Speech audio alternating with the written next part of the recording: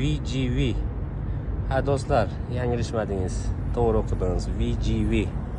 Bu qanaqa brend bo'lsa kerak, yangi brend bo'lsa kerak deb o'ylayotgan bo'lsangiz agar, yo'q, bu yangi brend emas. Bu yangi komplektatsiyadagi yangilik bo'lgan mashina, lekin brend yangi emas.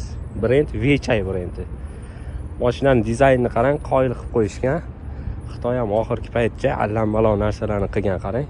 Oq rangi, siniy rangi. Xuddi crossoverni tomini kesib tashab, pikap qilganga o'xshaydi, qarang. Bu lekin toza rostakam pikap ham emas o'zi. Crossoverni orqa qismini kesib tashab, pikap qilganga o'xshaydi, xuddi.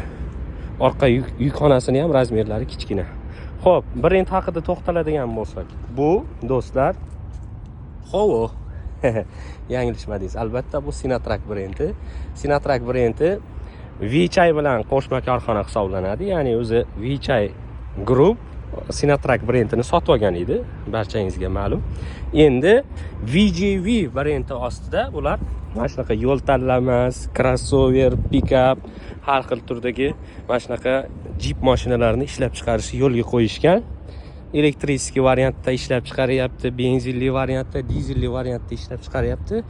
Hozir mana shunaqa chiroyli kuzovdagisi meni o'ziga tortdi. 8 talik avtomat korobka ekan bu mashina. Xitoyliklar o'zi uchun olib kelishgan. Ishlatish uchun, lekin orqa yukxonani lekin qoyillatibdi. Pikap emas bu. Xullas crossoverni tomini kesib tashab, pikap qilganga o'xshaydi. Sizlarga yoqdimi do'stlar? Kommentariyada yozinglarchi.